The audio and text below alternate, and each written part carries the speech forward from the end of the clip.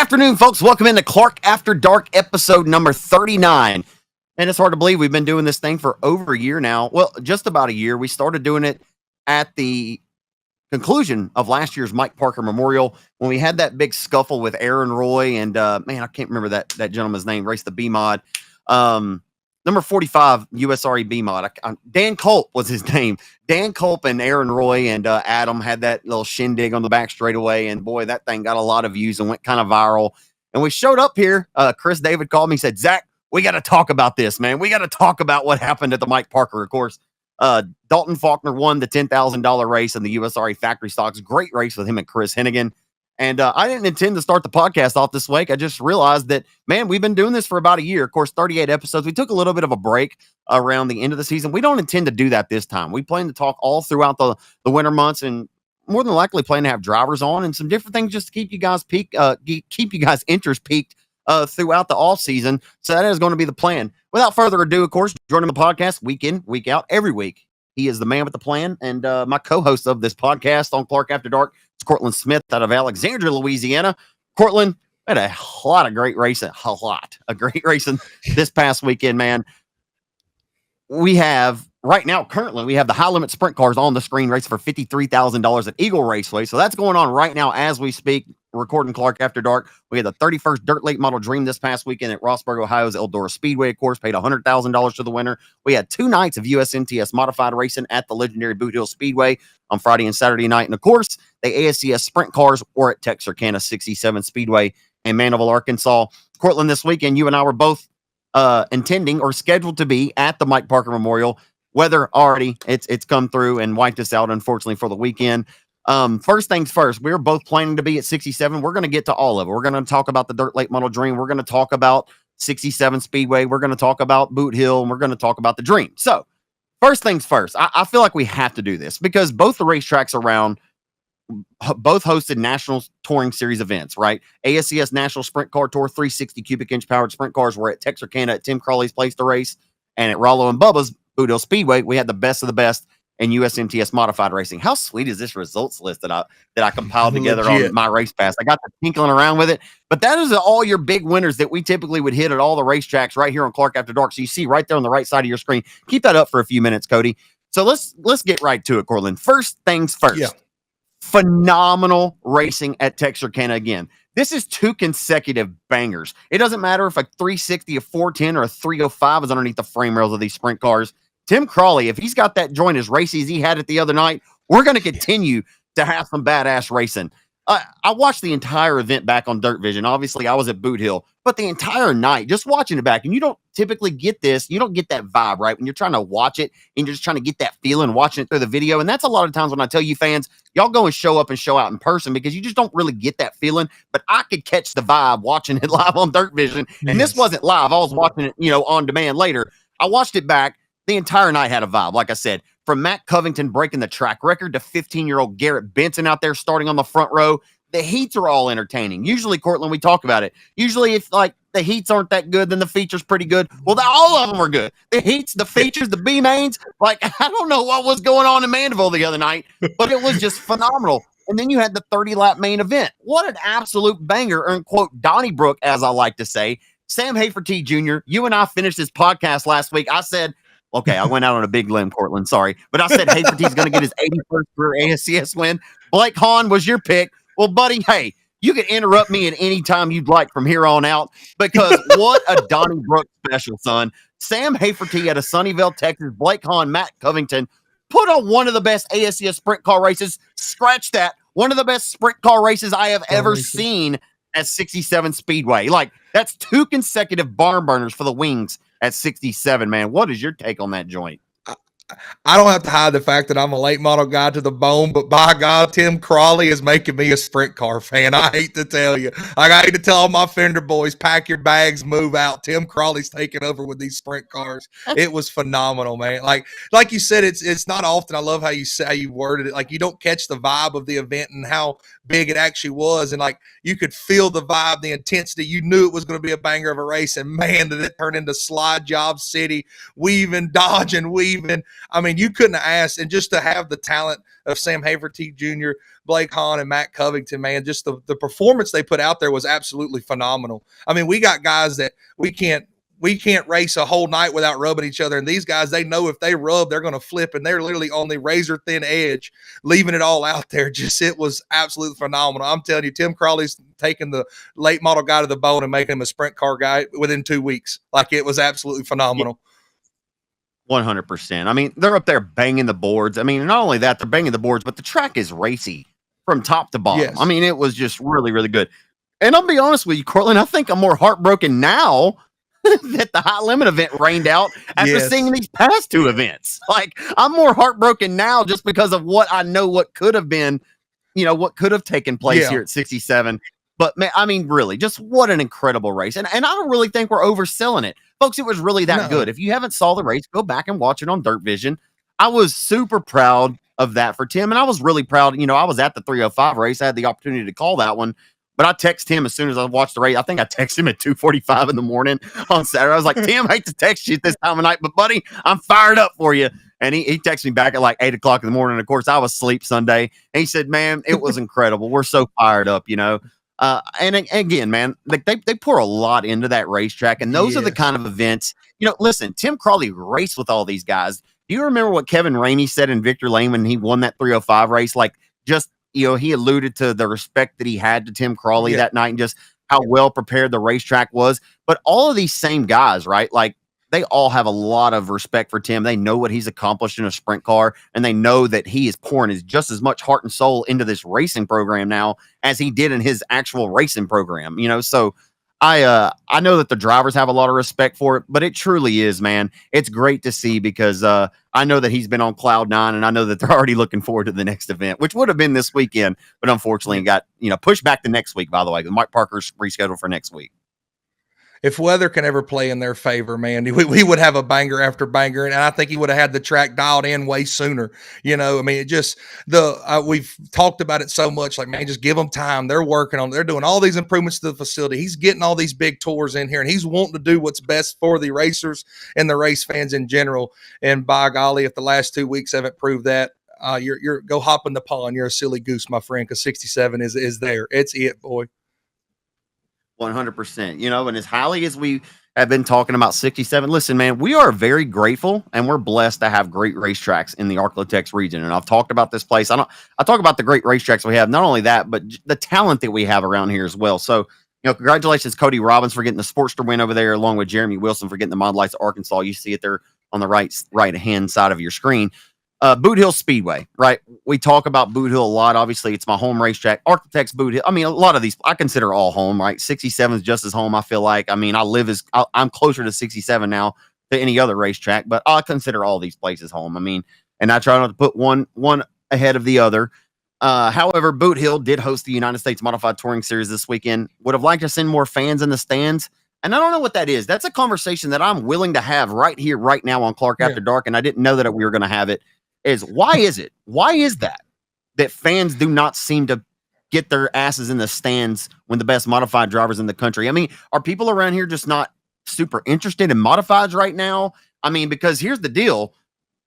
The who's who was there. I mean, Terry Phillips is there. Jason Hughes is there. I mean, we could go on and on, right? And you got all your locals, Chris Hennigan. I mean, Joe Chisholm, all these great competitors there. I mean, if you're just going off of sheer talent, then I mean, the stand should have been packed this weekend at Boot Hill. We'll talk about that a little bit more in a minute. I know it's a touchy subject. I get it. But listen, we always want to see more fans in the stands. They showed up and showed out at 67. Their stands were pretty well packed on Saturday night, and that's great to see. But in order for USMTS to come back, Cortland, we got to have more asses in the stands. That's just all there is to it. But let's just get to the results. Jim Chisholm won it on Friday night from 7th. And, man, he got up on the wheel and earned it. Chris Hennigan led over 20 or so laps of the race. But nonetheless, Chris came down and got second. And, man, the race that Chris had on Friday night with Rodney Sanders was a really, really good race that came down to the wire. Let's just talk about Friday in particular. But Chisholm got it done on Friday. And, man, the race that Chris and Rodney had for second was a good one. Yeah, Chris, he didn't run. I mean, obviously he finished second, so he didn't hold him up by no means, but you would almost wonder, you almost wish Chris wasn't as good as he was, and Sanders would have got by him and see if Sanders could have ran down Chisholm, because Sanders, I mean, before that caution come out, dude, Rodney was ripping the top. I mean, sitting on that backstretch, you could hear it. Everybody else would let out to get into turn 3, and Rodney was on the chip, just giving her everything he had to get around 3 and 4. And but just phenomenal race, man. That Jim Chisholm dude, whenever it gets to just that, I say slow and slick, and it had that traction spot. And I hit it on it a couple times in the 30,000. Like, man, there's grip down the bottom of the straightaways. You just got to get turned and be able to leave on it. And, man, he really hit it well in 3 and 4. He would just enter kind of in the middle and just kind of let the car rotate it on its own, man. And he just drove it, and he catch that traction strip, and he was able just to leave so well. And but, man, really good race, you know, to have Rodney rally from the back there to get the third. And Chris Hennigan, man, you know, when the big dogs show up, Chris is kind of our staple around the Arklatex to be the one to defend the home turf, you know. And so for him to show out like he did was a really good run for him. Yeah, he was looking for his first USMTS win since he got his second one in the 2014 season. Of course, he was in that GRT race car, got those both at Arklatex. They were back-to-back 2013 and the 14 season. Let's just skip over to Saturday night. I don't think, Cortland, that Rodney Sanders had to have touched his race car. As good as it looked after Friday night, like, do you think that he had to have touched that thing as he went back out there and just assaulted the field on Saturday night? Like, he was an assassin. Like, let's just call it what it was. He killed the whole field on Saturday night. Yeah, I mean, I don't know if he was working on damage or what, but when I walked through Friday night after the race and was hanging out, he was one of the last ones to be loaded up, man. He was underneath the back gate of that S&S, and he was getting after it. I mean, he had the whole front nose and everything off. I don't know if he had damage from racing with people or whatnot. I don't know if he got into the wall early on, but whatever happened, I mean, he was still wrenching on it. So he obviously knew that he left some speed out there. But, man, the rocket, that's all you got to say, dude. He was absolutely, I mean, just class of the field. Just to be able to drive and maneuver, the maneuverability. And you hear guys talk about balance. If you want to know what balance was, watch Rodney Sanders on Saturday night, because you could run the top, the bottom, the middle. If somebody shoved up, you drive underneath them. If somebody sat there like they was about to spin out, it was nothing just to move out of line and take off. It was an absolute dominant performance from Rodney Sanders. Trenton Berry and I recapped the race, you know, on the Racing Dirt live deal, you know, after like closing time is what they call it. And as I said on there, and I'll say it the same way here, it was just one of the patented Rodney Sanders performances, right? And I can't recall that we've seen one of those in a little while, right? Like, Rodney's most dominant year in USMTS was 2013. He won 34 races that year. And that was the same year that he won 18th to 1st at the Winter Nationals. I mean, he picked them off. Like, it was insane the year that he won at Arklatex in the fashion that he did. So it wasn't surprising because we've seen Rodney do this before, but it's been a little while since we've seen him do that around the Arklatex. But now he successfully come from 18th to win at Arklatex from the Winter Nationals, and he just came in the 19th annual Doug Murphy Memorial, came from 12th. And picked the field off, threw him into the hip pocket. And it's not that he just won the race and picked everybody off, because the racetrack was phenomenal. The racetrack was so good where you could make gains like that, right? If you had the speed and you had the car, you could get the job done this weekend. Like Friday night, as you mentioned, he may have got held up there with Chris a little bit. So it'd have been interesting to see if he shook himself free. But as you said, Chris held his own. Chris was good. Yeah. But Saturday night, it was no contest. When he got to the lead, Cortland, he won this race by 4.4 seconds. I mean, it was a total ass spanking on Saturday night. And that's no disrespect to anybody. He just modified guys. Rodney Sanders killed y'all Saturday night. That was being disrespectful. And it's not, he killed y'all. Right? And like you said, I mean, it was the best of the best modified guys there. You know, Kyle Strickler finished second and come over there and was, you know, congratulating them in victory lane and all. But it's not like Kyle Strickler doesn't have laps around Boot Hill. You know, like I know, like he said, I don't know if he said it, but I mean, he's gone and tested there with CDR, you know, when he's gotten that car. So it's not like this was all new territory for Strickler, who could be hands down one of the greatest modified racers once he finished his career and everything. Like it was absolutely a dominant performance. He kicked the chicken on him. I can tell you that much. It was his third USMTS win of the year for Sanders, and it was a dominant run indeed. As Chisholm had another couple good runs as Rodney Sanders leaves Boot Hill Speedway as your point leader. USMTS heads to Fayette County in Iowa. There's two Fayette counties. There's a Fayette County in Illinois, and there's Fayette County in Iowa. USMTS runs there tomorrow, and then this weekend's the 26th annual Masters at Cedar Lake this weekend. So before we move on completely from USMTS, who you got? Who you going to take for Saturday? We're not going to go off into the prelims and all that. Who you got to win the Masters this Saturday night at Cedar Masters? Lake? Give me Strickler. Give me Strickler. I'll take Strickler. I'm going to go with Smoking Joe. I'm going to go with Joe Chisholm. I would be silly not to say Sanders, because after that dominant run, and he's really, really good. I think 7 of his USNTS career wins have come at Cedar Lake. 7 of his over 100 have come at Cedar Lake. So expect the Rocket to be a force this weekend. You can catch all the action at the 26th annual Masters live on RaceOnDirt.com this weekend. So let's talk about some of the USRA weekly action at Boot Hill, man. You were there on Friday night, Saturday night. I think you were dreaming.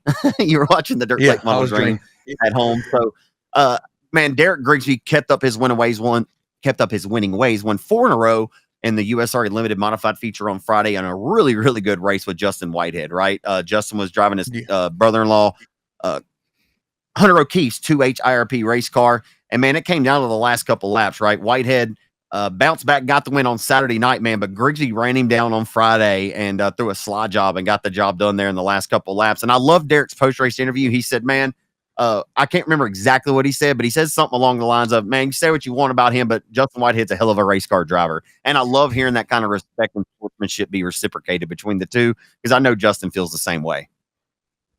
Yeah, the max respect between them two, and that's awesome that that you have that type of sportsmanship in this whole deal. That's why we race. You got these racers. You spend so many weekends traveling up and down the road, and you end up parking beside them or racing with them all these weekends throughout the year, and the max respect. But dude, when you put that 69 on the cushion at Boot Hill, like, that car is just fast, dude. Like, and he knows he's fast right now, and he knows that you got to take him when you can get him, and you get on hot streaks, and you got to roll with it. But dude, when that 69's got any type of right side that he can put in the brown on the right side at the top of the racetrack, I mean, it's actually really cool to see what he does behind the wheel of a limited modified, as hard as he rips around that place.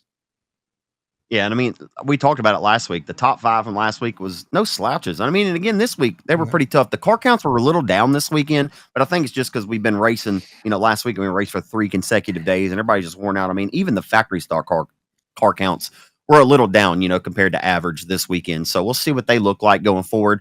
I don't want to completely move away from the limited modifieds.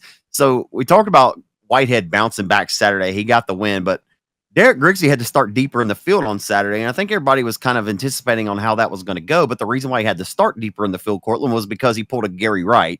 He let out on the white flag lap, getting into turns 1 and 2. That's a good thing to be compared to, Gary Wright. I mean, he could be compared to worse. But anyway, so we've seen 2 really accomplished race car drivers let out on the white flag lap. I don't know if it's the flagman. I don't know who Derek. I haven't really had a chance to talk to Derek about this entirely. I did talk to Paul. And I asked where Derek was after the races Saturday. Of course, we had packed up all the racing dirt. I was helping those guys load their stuff up. So I didn't get back over to the tech shed probably 30, 40 minutes after the races. And Derek's usually there. I was like, where's Derek? And Paul said, oh, he's pissed. He left. I said, he's pissed. And he finished 5th. He rolled up to 5th. He said, yeah, he's pretty upset about, the heat race deal earlier. I don't know if he was truly, how Paul is. He embellishes a little bit. But anyway, so, that's Donkey. Well, Shrek checked out a little early on the night. I mean, I don't blame them. We're, like we said, the sportsmanship, but we're also real passionate about racing. And you don't know what it is. You wouldn't think that you would make that a silly mistake like that would be made. And I say silly, lighthearted, because it was probably just an honest mistake. If he let out early, whatever may happen, I don't know. I haven't talked to him to figure out why.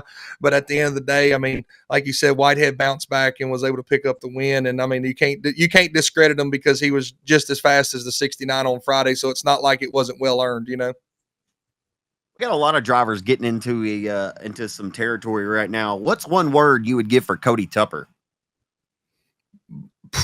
Fast. I mean, I don't know what else you say. Dominant. Yeah. I mean, he's made me look like a genius when you asked me to do number 1 B mod driver like in March, and I said Cody Tupper, and I swear my boy's been on a tear ever since. Like he's made me look like a genius. I promise you. He has, man. He continues his dominance in the USRA B mods. This is 4 in a row. He is officially on a roll now.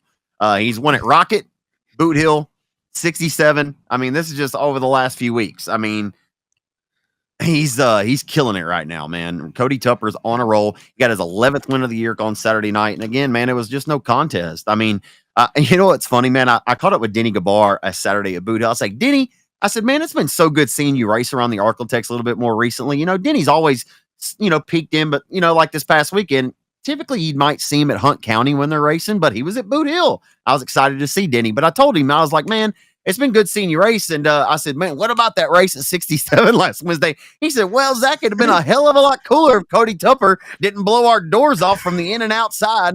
And I said, yeah, that did. I said, that did happen, Denny G. I will tell you that did happen. He said, I know, I lived it. So anyway, yeah, Denny, it's been fun having Denny back around, but Denny know that he's got to pick his pace up a little bit to keep up with Tupper, man. He's got that J2 race car rocking and rolling right now. So we'll see if Tupper can keep up the run. And, I think that 30,000 win race happens again at Arrowhead this year. So if Tupper keeps on the roll that he's on right now, I expect for him to go up there and make a little bit of noise and represent the Arklatex area very well. Remember, he went to the 99 Nationals last year, not the Silver Dollar Nationals. Went to the 99 Nationals last year, won the silver feature of that deal, and it beat some really good cars. It came from mid-pack and passed like 10 cars in the final few laps to do it.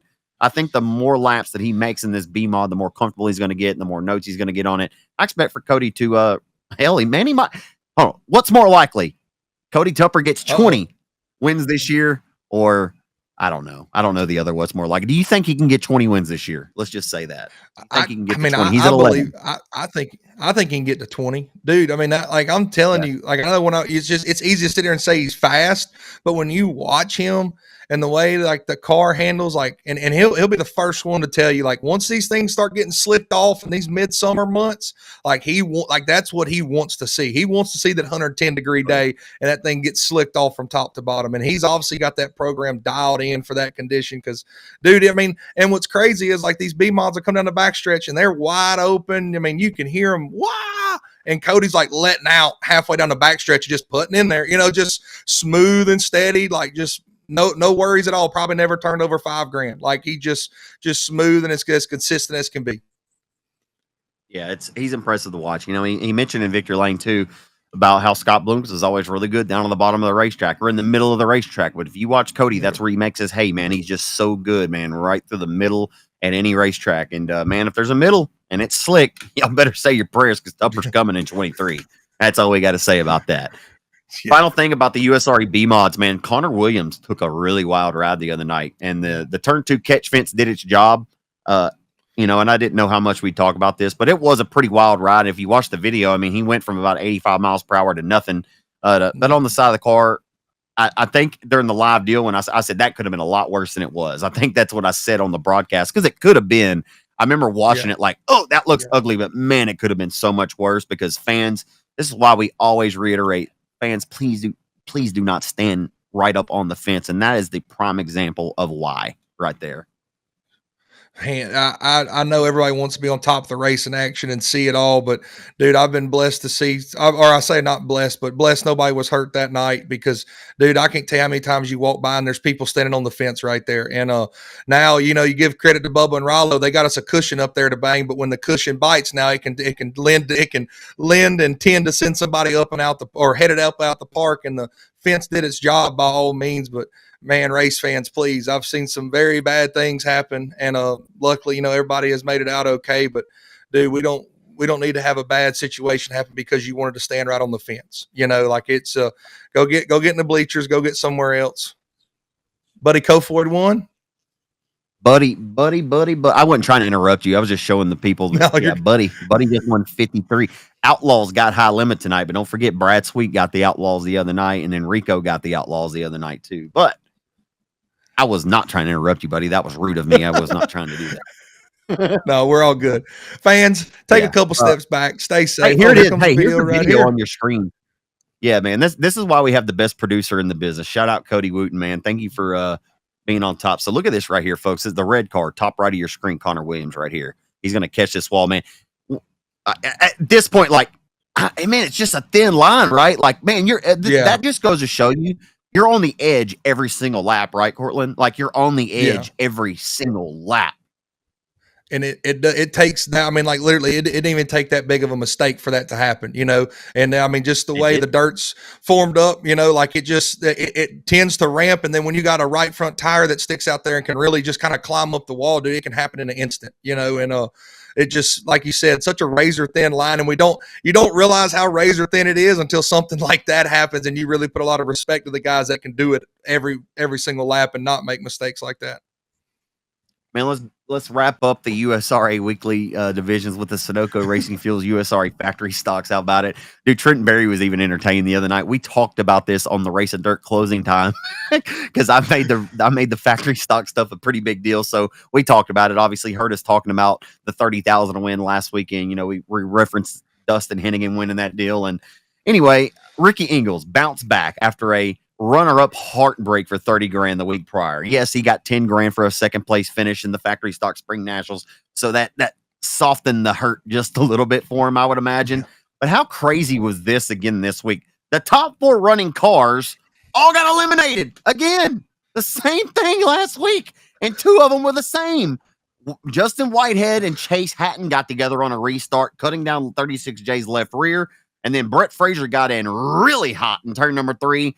And got into Dakota Wyatt, collected Josh Daugherty, who was also in the top 5. Just like that, Dakota Wyatt, Josh Daugherty, Brett Frazier, Chase Hatton, Justin Whitehead, in-house, out-house, Ricky Ingles running 6, inherits the race lead. How you doing? Keep it moving. Ricky Ingles heads the S&S Fishing and Rental Victor Lane in another just wild race. Like, shit.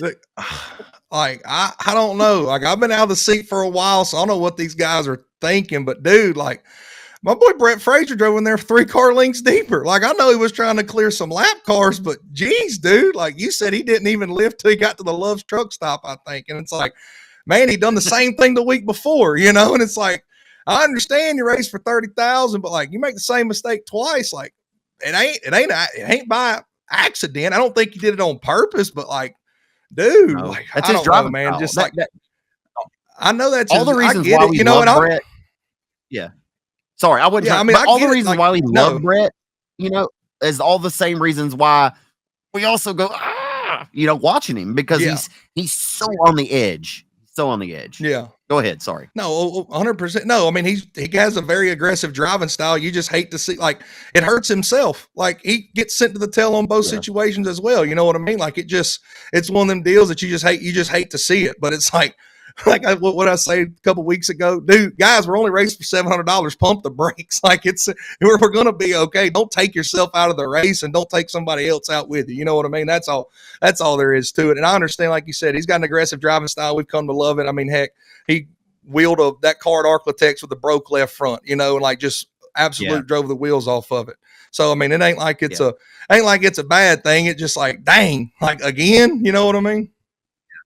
No, dude, he's a blast to watch drive a race car. I've been watching him since I was a little kid. He's always, honestly, unbiased to say, when I'm calling his races, I'm being unbiased. But, I mean, before I ever got on a microphone, he was always one of my favorite people to watch drive a race car, man. He always got the most out of it. Man, before we got too far away, I did want to mention as well, and I know you would agree, and you'll like the fact that I go back on this.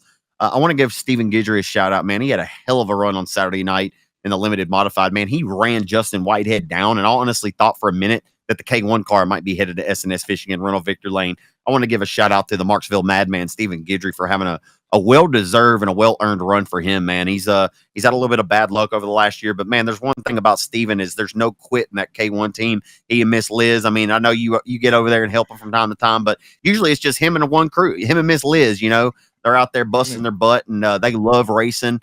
And man, it was just good to see Steven have a good run on Saturday night. And I want to group him in with Dalton Dubois as well, right? Dalton bounced back, had a really good run this weekend, and he was right there on Ingles' back bumper, you know, at the drop of the checkered flag. So respect to both of those second place finishers. Yeah, no, great run. You know, we come to become friends with all these people, and then some of the guys that you grow up with, it's just one of them deals. You know, I love to see my buddy Steven run good. He's been up front, just can't get a full night to come together, whether it's restarts or this, that, and the other. But you know, he was really fast Saturday. I know I talked to him on Sunday. He was pretty pumped up, and good run for him. You know, him, Miss Liz, his wife Erica. Now they got their little son JD. He got to be at the races this past weekend, and it was, you know, just the whole family aspect. It was cool. You know, it's cool to see him run and be able to spend that time with family like many of us do. And Dalton, you know, he broke a left rear axle in the 30,000, got tangled up in a wreck early on in like the C main, I believe. And good run to him to see him bounce back, you know, whether in the last year or so, you know, he's really stepped his game up and become one of the elites. I mean, I would class him in with the elites of the factory stock racing just as well as he's performed lately. So good run out of him this weekend as well, like you said. Absolutely. It doesn't matter, folks. $30,750, $1,000, $1,500, $1,725, or a corn dog. These cats are going to wild out when from time to time. It doesn't matter, like I said, about the money. But one thing about it, there's going to never be a shortage on excitement when the USRE factory stocks are on the racetrack. So Never. to them for whiling out. You know what? Hey, Justin Whitehead, man, people give him shit. He made that post the other day. I didn't get to see it, but I know some people screenshotted this and that. He has more respect for Chase Hatton than that. In the heat of the moment, right? He went to Facebook and made this post, and then he deleted it, and then he came back, and everybody saw the post. He said, "Man, look, I have a lot more love and respect for Chase Hatton than I'm not going to let all you people shit on him." And man, listen, I have a lot of respect for that too, right? Like we race around each other all the time. Like Chase just won 10 grand at the Mike Parker last year, right? Or the Alan Roy Memorial portion of that event. Chase is a really good race car driver. Man, he just made a mistake the other night. I mean, that's all there is to it. Like, guys are going to make mistakes. Nobody is immune to imperfections, right? Like, people are going to make mistakes if you stay in this shit long enough.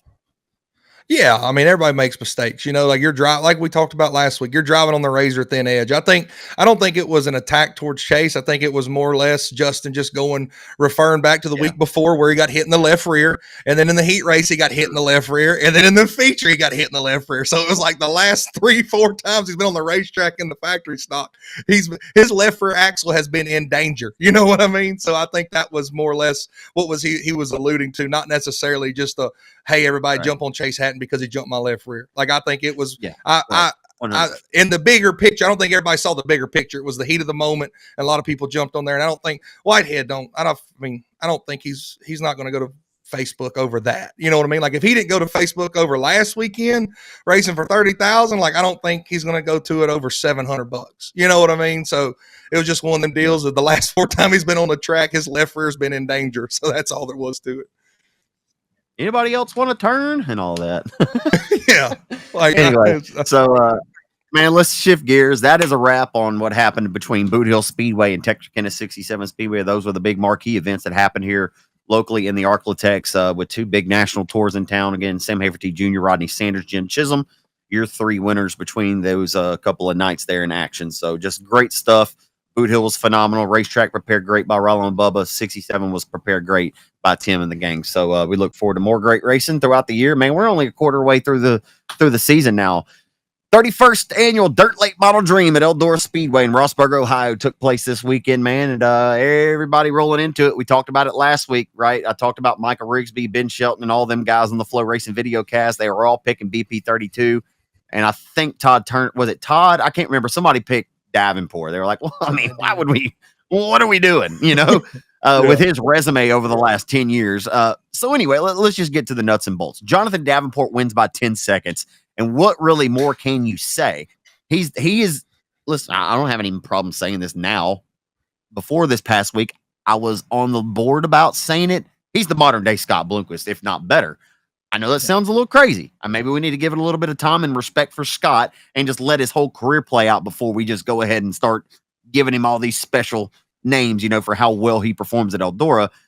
But he continues to get better, and he treats Eldora as if it's his last race on earth. Like, I mean, if you ever listen to him talk, you listen to his attitude, you listen to how much he puts into his race car, and just every little thing, just all the little intricacies of Jonathan Davenport. This is why he lives, why he races, why he is a dirt late model driver, because he likes going to Eldora. All the other little races, all the other ones are great, but I mean, just he could have made a career out of just racing at Eldora over the last 10 years. He won $1 million race. He's won the Dirt Late Model Dream. Now, this is number 4, right? He's won 3 in a row. Or this is number 5, right? This was 5. And he's also run the World 100 how many times now, Cortland? 5? 5, I believe. And he won the Intercontinental Classic. Intercontinental. He now has 12 overall main crown jewel wins at Eldora. And even wilder is what the most impressive thing about all this is for me, man, is that he's done this in 10 years' time. I mean, we're going to be talking about JD as the greatest ever at Eldora before this is even all over. But what's scary to me is that he still has a shit ton left in the tank. He's got plenty more in the tank. I mean, and like you said, the emphasis he puts on that place, like they take that car and it will go home from Eldora and sit to the side. and he will not run that thing unless he deems it necessary. Like, that is his Eldora car. And I don't know if it's every single time, but I know last year before they came up there, like they said, they rebuilt everything on that car and everything was fresh. Like, they have that. He puts that much of an importance on Eldora. And dude, I've said it before, dude, in 20 years, we'll turn around and we'll talk. I mean, I'll say it. I know you said let it play out and see, but in 20 years, when we turn around and look, the million, all the dreams, all the world's Intercontinental Classic, like, we'll put JD up there as the modern day Scott Bloomquiest at Eldora. You know, like, it's not even, you're crazy to not even think that, you know, just as how dominant he's been. And it doesn't matter what track state, what condition, when you win that many times at Eldora, you know, your stuff's good. And he just puts so much of an emphasis on that place to make sure that he runs good there. And he knows, like, everybody, you want to be the biggest, baddest dirt late model racer, then you better go win at Eldora. That's where names are made in dirt late model racing. And by golly, he's made his name there. Man, I just received a message from somebody randomly on Facebook and got the message that said, your memory ain't very good. Now, there's a lot of things that you can accuse me of in my life. And one of the things that you can't accuse me of is having a bad memory. Like, that's a pretty wild accusation. But anyway, I sent them a question mark back. I don't even know what the hell they're talking about. Somebody I'm not even friends with. It's pretty random, but I thought it was funny. So I was just going to give y'all that live update right here on Clark After Dark. It's good shit coming in right now at about 9:49 p.m. on a Tuesday night. Hey, JD dominates. Bobby Pierce, though, gets fresh tires, goes to the hot pit area, comes back out, rebounds, drives up to second. If Pierce gets the caution, he was the fastest race car on the racetrack. And on them fresh tires, I don't know if Davenport had been able to hold him off, but guess what? we don't count horseshoes and hand grenades, obviously, in racing. He didn't get the caution. Pierce does rally to second, and he was fast, but it's not good enough. That fast 49 is just a savage at Eldora.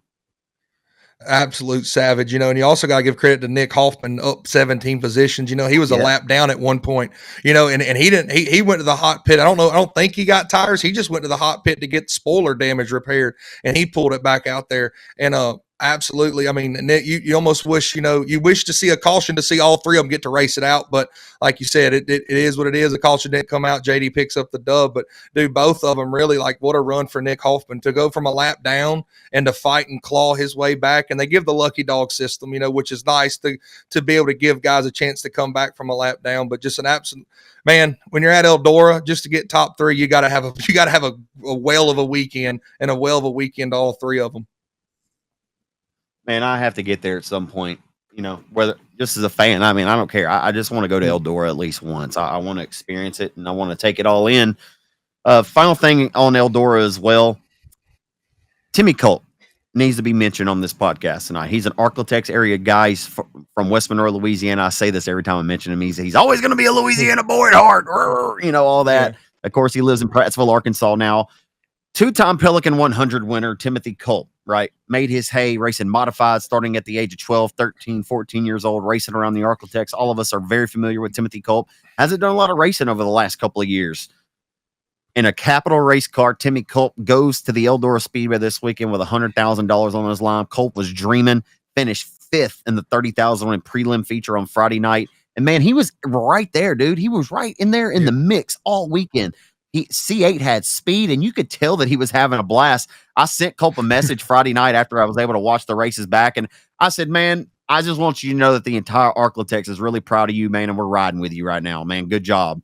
And he said, thank you, man. He says, it's the most fun I've ever had in a race car. I mean, he's been racing for a long time.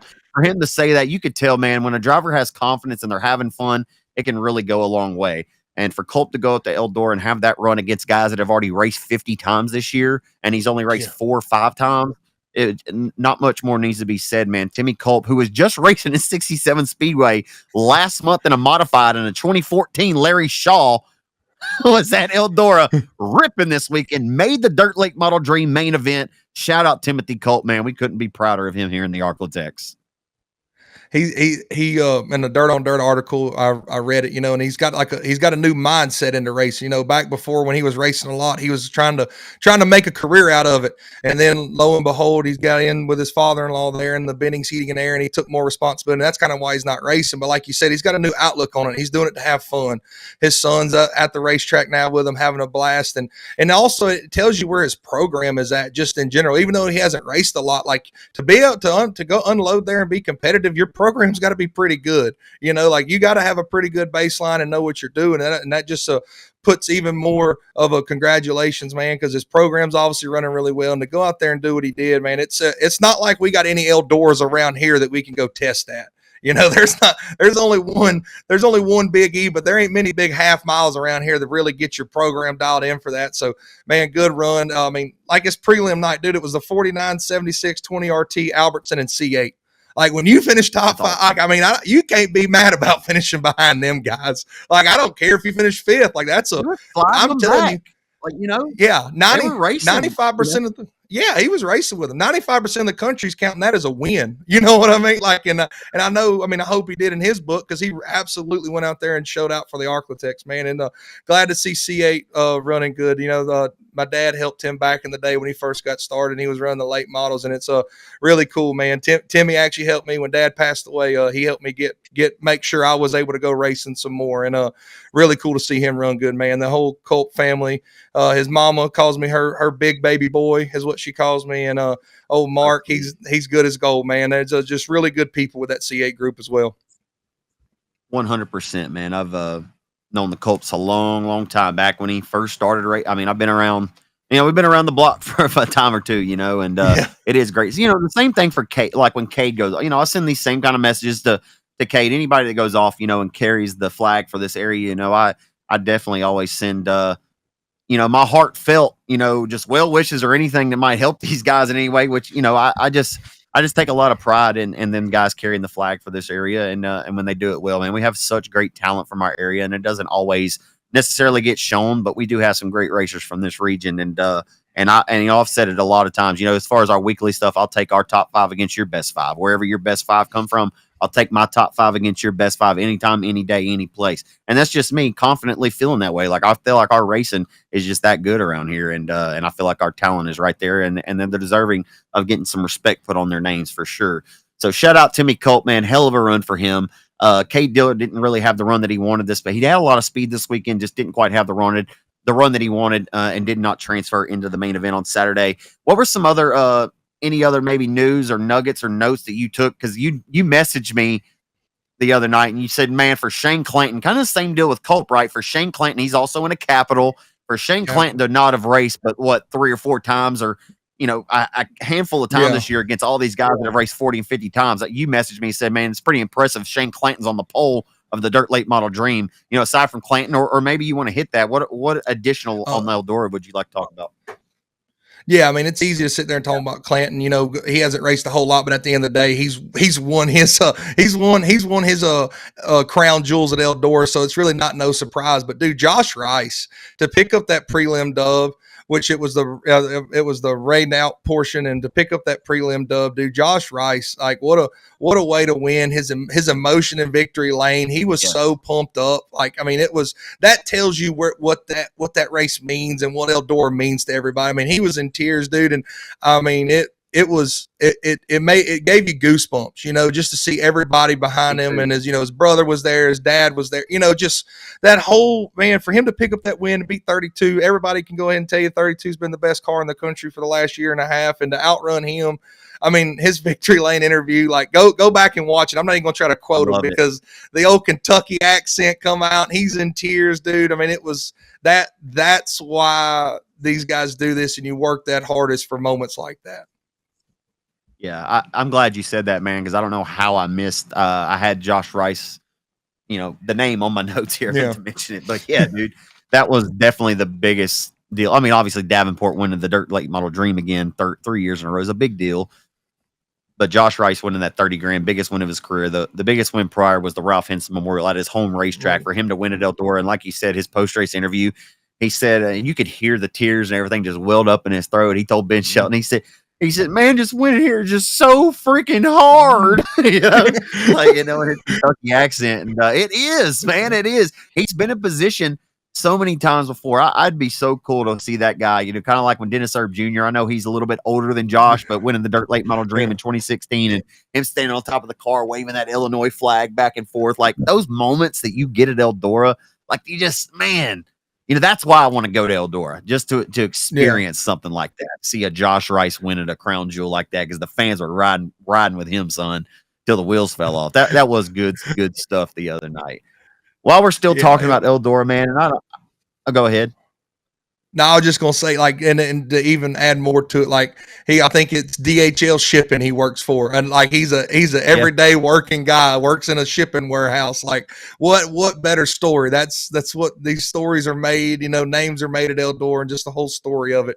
He's a normal 8 to 5 guy. He doesn't race for a living. He's not going to go get to race 65 times this year. He has a pick and choose schedule, and he'll run this and that, and to run like he did, you wrapped it up pretty good. I just wanted to add that, it's not like he's a guy that's going to go run 100 times this year and he does this for a living. He's a normal everyday worker, just like the rest of America. There you have it, folks. Josh Rice works at DHL. That's ESPN breaking. I think news it's for you DHL tonight on Clark After Dark. No. Hey, final thing, man, before we get too far away from Eldora here. I was apprehensive about talking about this today, but everybody on social media has been talking about it today. You talk about Eldora, obviously you link up, you talk about Scott Bloomquiest. It's a natural. You see it right there on the right side of your screen. We lost Scott last August, man, and it's been tough on a lot of people losing Scott, but that's the final bit of news I want to get to. Obviously, we know we lost Scott last August, and I haven't really been too concerned. I've been into all the findings of this, that, and the third about what happened, but evidently the NTSB came out with their official findings, and they released that they deemed the crash as intentional, not accidental. And I think some people have speculated such, and listen, I'm not here to do that. As difficult as this news is for a lot of his fans, and I'm sure his family to stomach, I hope we can kind of get away from the why and how and just pay this man the kind of respect that he deserves from here on out, right? Like, I don't, it's kind of difficult to talk about, like, in the fashion of the way someone passes away, and June is actually mental health month for men, so if anything we take from this is, like, I wish Scott would have felt like he had somebody that he could have talked to, right? That could have, if we're deeming this as intentional, right? No. That he would have had somebody to talk to, but obviously that's not the case. And I don't really even know how I'm wording this, Cortland. I don't have any notes. I don't know how I'm going to say it. It's just kind of difficult when you talk about death, especially with somebody in the stature of Scott Bloomquiest. I don't think we truly know how. I don't think we know as a racing community how much we even miss Scott yet, because for a lot of people it doesn't seem real. Like, your heroes aren't supposed to go in this fashion, right? If we're being honest.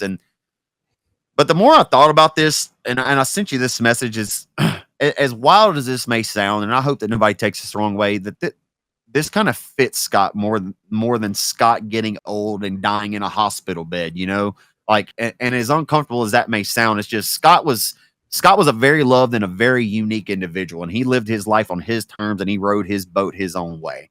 People have speculated on this, about this and the why, but only Scott Bloomquiest and God knows what happened that day.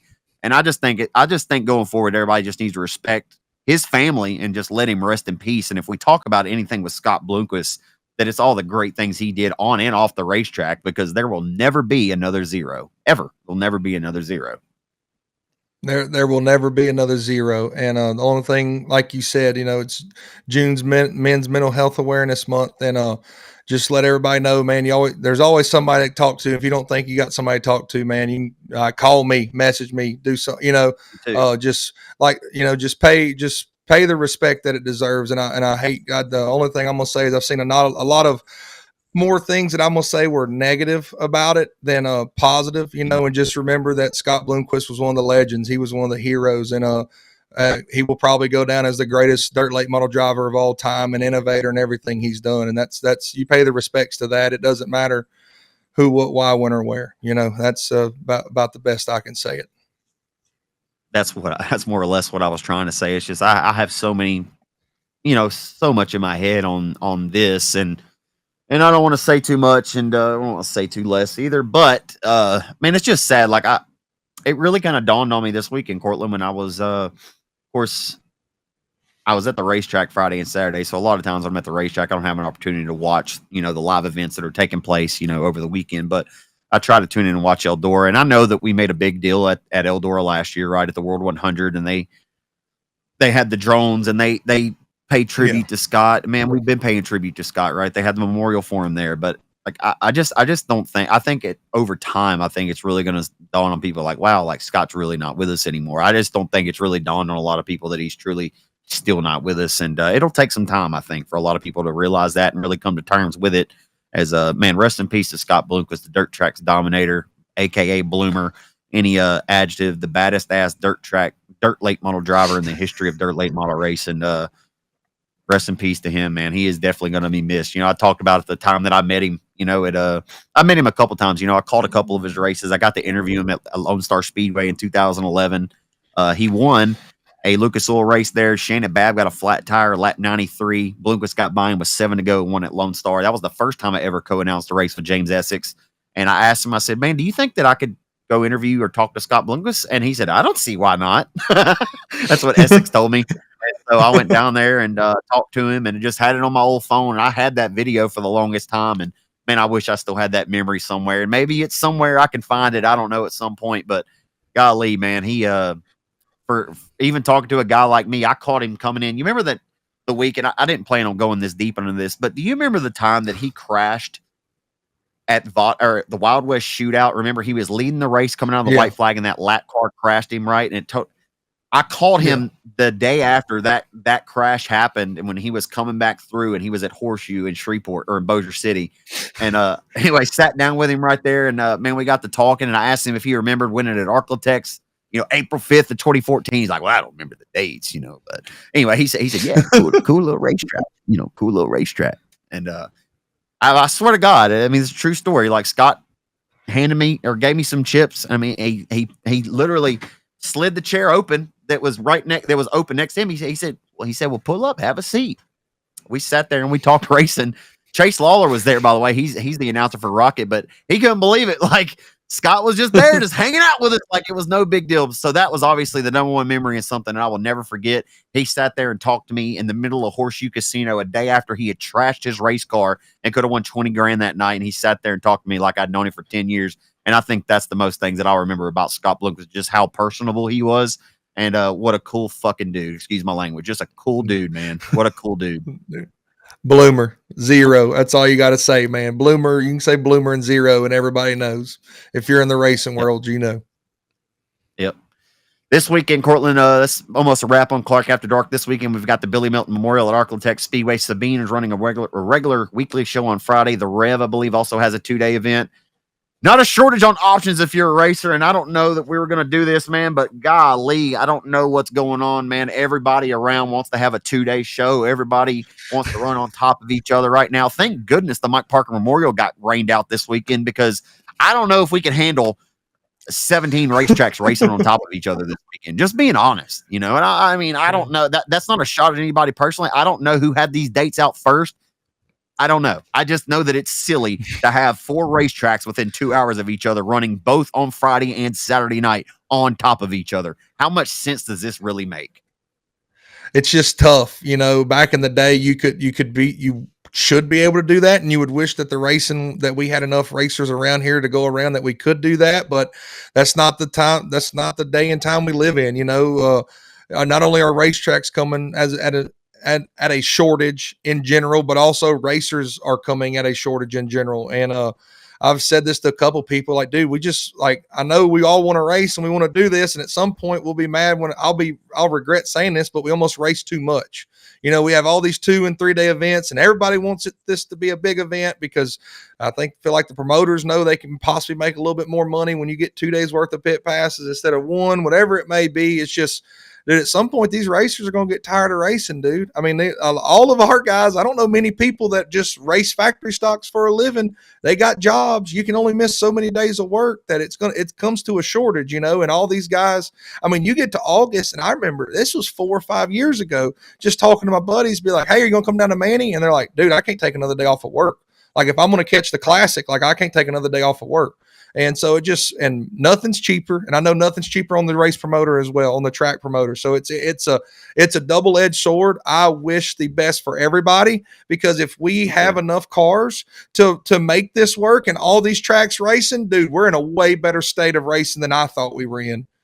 So I really hope it's a success for everybody. But if it's not, then we all need to get together and work together so we don't have a disaster. Does that make sense? And I'm not saying it's going to be a disaster, but we just all, if this doesn't work out, we need to rethink something.